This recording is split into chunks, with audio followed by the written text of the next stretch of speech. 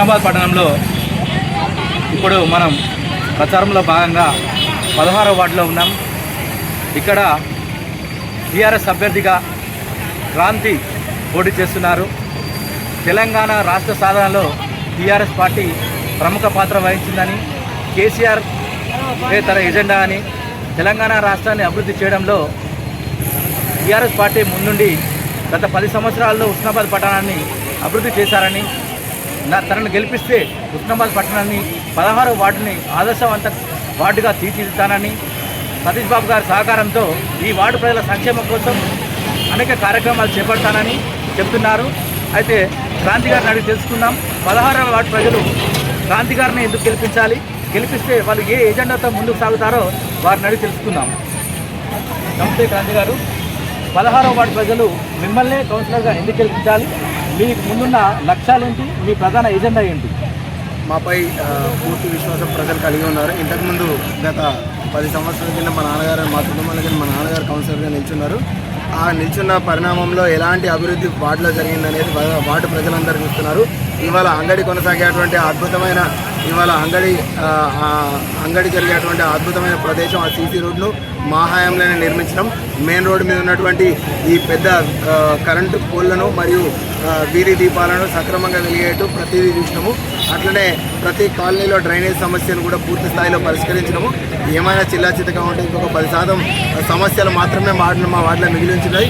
ఇంతవరకు మా నాన్నగారు వేసిన ఆ హయాంలో, మా బీఆర్ఎస్ హయాంలో నాన్నగారు ఉన్నప్పుడు వేసినటువంటి ఆ సీసీ రోడ్లే తప్ప ఇంకొక ఫీట్ సీసీ రోడ్డు వేసిన పరిస్థితి ఇలా మా వాడలో లేదు.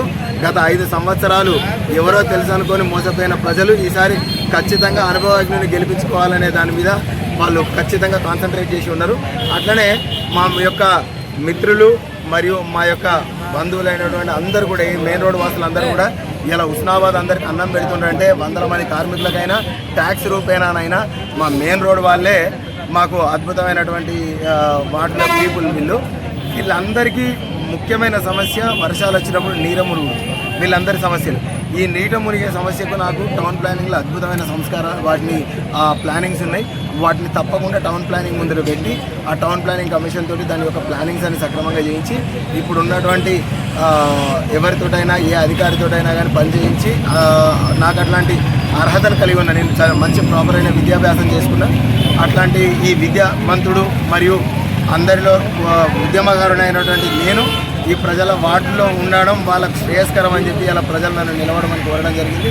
సో వారి యొక్క కోరిక మేరకు, వారి యొక్క ఆశలను కోరికలను తీర్చేందుకు మా యొక్క వార్డును అభివృద్ధి చెంది ఇలా 20 వార్డులలో ఆ రోజు 20 వార్డులలో 19 వార్డులో జరిగిన అభివృద్ధి ఒక ఎత్తు, మా 11వ వార్డు అప్పుడు ఉన్నది ఇది. ఈ వార్డులో జరిగిన అభివృద్ధి ఒక ఎత్తుగా జరిగింది. దాన్ని ప్రజలందరూ క్షుణ్ణంగా చూస్తూ ఉన్నారు, వీక్షిస్తూ ఉన్నారు, చూస్తూ ఉన్నారు, గమనిస్తూ ఉన్నారు. ప్రతి ఒక్కరు కూడా తప్పక వారి ఓటు, అమూల్యమైన ఓటు వృధా చేసుకోకుండా అనుభవం ఉన్నటువంటి నాకు వేసి తప్పకుండా వారి సమస్యలను నా యొక్క అనుభవం, నా యొక్క దాన్ని ఉపయోగించి వారి యొక్క సమస్యలన్నింటినీ నేను తప్పక తీరుస్తానని నా యొక్క మాట ఇస్తున్నా. ఈ అమూల్యమైన ఓట్లు కారు గుర్తుకు వేసి తప్పక సమాధానం చెప్పాలి. మాకు ప్రతిపక్షాల వాళ్ళతో కొట్లాడు కొత్త ఏం కాదు. తెలంగాణ లేనప్పుడు కూడా ఆంధ్రప్రదేశ్ రాష్ట్రంలో ఉన్నటువంటి అందరి మంత్రులు అందరు ఏకమైనప్పటికీ ఆంధ్ర నాయకులతోటే ఏకంగా కొట్లాడి తెలంగాణ తెచ్చుకున్నాం. ఇక్కడ ఉన్న ప్రతిపక్ష వాళ్ళతో కొట్లాడి ఈ ఫండ్స్ నా వాడే తెచ్చుకోవడం నాకు పెద్ద మ్యాటరే కాదు. ప్రతిదీ కూడా నేను ప్రజలందరితో ఉంటా. ప్రజలే నాకు దేవుళ్ళతో సమానం, వారే నా కుటుంబ సభ్యులు. ప్రతి ఇంటికి సమస్య ఉంటే నా సమస్యగా స్వీకరించి వారి సమస్యలన్నింటినీ పరిష్కరిస్తానని తెలియ తీసుకుంటాను. జై తెలంగాణ! జై తెలంగాణ! మీ వార్డులో ప్రధానంగా ఏ సమస్యలు ఉన్నాయి, మీరు గెలిచిన తర్వాత మొట్టమొదటిగా ఏ సమస్యలు పరిష్కరిస్తారు? మా వార్డులో ఊరందరికీ అన్నం పెట్టేటువంటి మెయిన్ రోడ్ మునక అత్యంత పెద్ద సమస్య. దీన్ని తప్పక దీనికి 2-3 డ్రైన్ లైన్లు మరియు స్లమ్ వాటర్ను పూర్తి స్థాయిలో బయటికి పంపించేటువంటి అది ఉంది. తర్వాత ఈ రోడ్డు కొలతలు, రోడ్డు విస్తీర్ణాలు ఎంత తీయాలి, ఎంత తీస్తున్నాం అనేది ఇప్పటికి కూడా మా మెయిన్ రోడ్ ప్రజలకు చెప్పక ఇలా దాచిపెట్టి ఇవాళ మున్సిపల్ ఎలక్షన్ల కోసమే దాన్ని దాచి ఉంచిండ్రు. ఇవాళ తప్పకుండా ఈ చేస్తే ఈ 2 సంవత్సరాల కిందనే చేయనుండే. ఈ మున్సిపల్ ఎలక్షన్లు అయిన తర్వాత మాత్రం ఈ గోడలు కానీ మోరులు కానీ కూలగొడితే ఎట్టి పరిస్థితుల్లో సహించేది లేదు. ఇవాళకి 2 సంవత్సరాలు అయింది. ఇంట్లో ఆడపిల్లల పెళ్ళిళ్ళు ఉంటే పెళ్ళిళ్ళు పెట్టుకునే పరిస్థితి లేదు. ముఖాన్ని మళ్ళీ 2 లక్షలు 3 లక్షలు పెట్టి ముందర అన్ని ముఖాలు తయారు చేసుకుంటూ ఉన్నారు. ఇవాళ దాన్ని కూలగొడితే మాత్రం ఎట్టి పరిస్థితులు ఊరుకునే పరిస్థితి లేదని ఇలా సమావేశంగా చెప్తున్నాం. ఇంకోటి బీసీ ఎక్కడనైతే కింద వాటిలకు పోతూ ఉంటే చాలామంది పేద ప్రజలు ఉన్నారు. వారికి తప్పకుండా ఇంటింటికి సంక్షేమ పథకాలు ప్రభుత్వం నుంచి ఇవాళ కాంగ్రెస్ హామీలు ఇచ్చి నెరవేర్చినటువంటి హామీలను ఇవాళ నెరవేర్చేదాకా కాంగ్రెస్ వల్ల వాళ్ళ ఇంటి దిక్కు చూడకుండా తొంగి చూడకుండా వేసి ఇవాళ వాళ్ళ హామీలను తప్పకుండా నెరవేర్చాలని కోరుకుంటా ఉన్నా.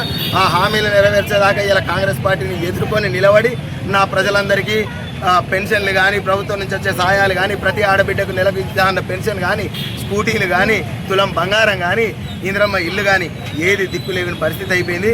ఇవాళ ఇందిరమ్మ ఇల్లు కష్టపడి ఒకడు ఇల్లు కట్టుకుందామని అనుకుంటే కేసీఆర్ డబుల్ బెడ్రూమ్ ఇస్తే ఒక్క రూపాయి పెట్టకుంటే ఇళ్ళకి పోయిన వాళ్ళు ఉన్నారు. కేసీఆర్కి తెలుసు 5 లక్షల రూపాయలు ఇస్తే ఏ మొదలు కావు, మళ్ళా 5 లక్షల రూపాయలు ఇస్తే ఏ 5 లక్షల రూపాయలు ఇస్తే ఇంటికి మొదలు కావు, మళ్ళీ దానికోసం ఇంకో 10 లక్షలు అప్పు తెచ్చి తేవాల్సి ఉంటుంది. అప్పు తెచ్చి తెస్తే వీళ్ళు అప్పుల మిత్తిలకు కాదు, అప్పు తెచ్చి తెస్తే 10 లక్షలు తెచ్చి మళ్ళీ ఈ 5 లక్షలు కొని 10 లక్షలు తెచ్చుకోగా మిత్తి రూపాయి మిత్తికి తెచ్చుకొని కట్టుకుంటారు. నెలకు 20,000 కూర్చుంటే ఆ బంగ్లా కంటే అద్భుతమైన బంగ్లాలో వాళ్ళు కిరాయి ఉండొచ్చు ఆ మిత్తి కట్టే బదులు. ఇలా కేసీఆర్ వచ్చినాక మళ్ళీ డబుల్ బెడ్రూమ్ పథకాలను ముందుకు తీసుకొచ్చుడే, ఒక్క రూపాయి లేకుండా ఇల్లు కట్టి పేదలకు అర్పించుడే. ఇవాళ ఈ డబల్ బెడ్రూమ్లో మోసం ఎన్ని రోజుల్లో నేను కూడా చూస్తాము. ఇవాళ పూర్తయిన ఇండ్లు ఇవాళ 5 లక్షలు ఇస్తామన్న ఇండ్లు 15 లక్షల రూపాయలు ఇళ్ళకి పెట్టుకొని ఉన్నారు. 3-3.5 లక్షలు అందినాయి, దఫల వారీగా వస్తాయి. ఈ అందిన వాటిలలో కూడా పూర్తయిన ఇళ్ళకు కూడా ఇంకా 1,80,000 రూపాయలు ఇవాళ మొత్తం బాకీలుగానే ఉన్నారు. పూర్తయ్యేలా ఇళ్ళకు పోయి ఉన్నారు కానీ వాళ్ళకి పైసలు రాలే.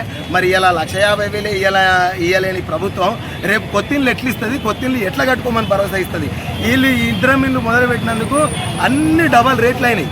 వాళ్ళు ఇచ్చిన ఏదైతే 5 లక్షల హామీ ఉన్నదో ఈ రేట్లలోనే కలిసిపోతుంది. ఈ రేట్లనే ఈ పెరిగిన ధరలలోనే వాళ్ళు 5 లక్షల రూపాయలు వృధాగా పోతున్నాయి. తప్పకుండా అమూల్యమైన ఓటు కారు గుర్తుకు వేయాలి. ఈ బూటకపు మాటలు నమ్మద్దు. ఈ కాంగ్రెస్ ప్రభుత్వం ఇంకొక 2 ఏళ్ళు ఉంటుంది, తర్వాత వచ్చేది బీఆర్ఎస్ పార్టీ. తప్పక బీఆర్ఎస్ పార్టీని గెలిపించి కూకటి వేలతో కాంగ్రెస్ పార్టీని నిర్మూలించాలని కోరుకుంటా ఉన్నా. జై తెలంగాణ, జై తెలంగాణ, జై తెలంగాణ. అందరికీ వార్డు ప్రజలందరికీ నేను తెలియజేసుకున్నది ఏమంటే, ముఖ్యంగా నాపై భరోసా ఉంచిన సతీష్ బాబు గారికి, వారిపై భరోసా ఉంచిన కేసీఆర్ గారికి, అది తెలంగాణ తెచ్చినటువంటి దేవుడు మా కేసీఆర్ గారికి పూర్తి స్థాయి నన్ను గెలిపించి పూర్తి స్థాయి ఆయనకు మద్దతు తెలిపి మళ్ళీ కేసీఆర్ రావాలనే మీ మనసులోని కోరికను ఇవాళ మీరు బయటికి పెట్టాలి. ఇవాళ నేను నాయకుడిని కాదు, సేవకునిగా మీ ముందరికి వస్తా ఉన్నా అని తెలియజేసుకుంటా ఉన్నా. నా సేవలను 24 గంటలు 24/6 24/7 మీకు అందించి తప్పక మీ అందరి ఆశీర్వాదాలు పొంది తప్పక మళ్ళా కారు గుర్తుకు ఓటేయాలని కోరుకుంటా ఉన్నా. సతీష్ బాబు గారు చేసిన అభివృద్ధిని దృష్టిలో పెట్టుకొని గత రెండు టర్ములు బీఆర్ఎస్కి అవకాశం ఇచ్చిండ్రు. ఈసారి కూడా 2 సంవత్సరాల ఈ పాలనను చూసిన కాంగ్రెస్ పాలన చూసిన జనాలు ఇవాళ వాళ్ళ మనసులో మాట ఏం చెప్తా ఉన్నారు, మేము ప్రచారాన్ని తిరుగుతూ ఉంటాయంటే ఈ 3వ సారి కూడా తప్పకుండా బీఆర్ఎస్ జెండాను మున్సిపల్ పైన ఎగరవేయాలని నా నెత్తి నిండా చేతులు పెట్టి తల్లి ముసలోళ్ళ కానుంచాలి, పెద్ద మనుషుల దాని నుంచి యువకుల కానుంచాలి కోరుకుంటా ఉన్నారని నేను మనస్ఫూర్తిగా తెలియజేస్తా ఉన్నా. ఆ కోరికలు కోరుకున్న మీ అందరికీ ధన్యవాదాలు. మా కేసీఆర్ పై నమ్మకం ఉంచిన మీ అందరికీ శరణాలు. ఇప్పుడు మీరు ఏ వార్డు? 16వ వార్డులో కాంగ్రెస్ పోటీ చేస్తుంది, బీజేపీ పోటీ చేస్తుంది, బీఆర్ఎస్ పోటీ చేస్తుంది, ఇతర ఇండిపెండెంట్ కూడా పోటీ చేస్తున్నారు. మరి మీ ఓటు ఎవరికి ఇస్తారు? ఎందుకు? పార్టీలో నిలబడ్డ అభ్యర్థిగా మాకు కాదు. గత 10-15 సంవత్సరాల నుండి ఆయన వార్డుకు ఏ పండుగలైనా, ఏ చిన్న ఫంక్షన్లైనా, ఏ ఆపద వచ్చినా, ఏ వచ్చినా కూడా మాకు ఇంట్లో ఒక అన్న లెక్క, మా ఇంటి బిడ్డ లెక్క 10-12 సంవత్సరాల నుండి మేము చూస్తున్నాం. అందుకే ఇప్పుడు ఓటు వేసి గెలిపించుకొని మా వార్డుకు నిలబెట్టాలని మేము అనుకుంటున్నాం. తెలుసుకున్నాం, ఇక్కడ ప్రజలను కూడా అడిగి తెలుసుకున్నాం.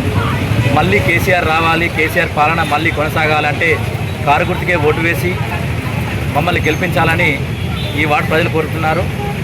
మనం కూడా ఆశిద్దాం. ఈ వార్డు ప్రజల కోరిక నెరవేరాలని మనస్ఫూర్తిగా కోరుకుందాం.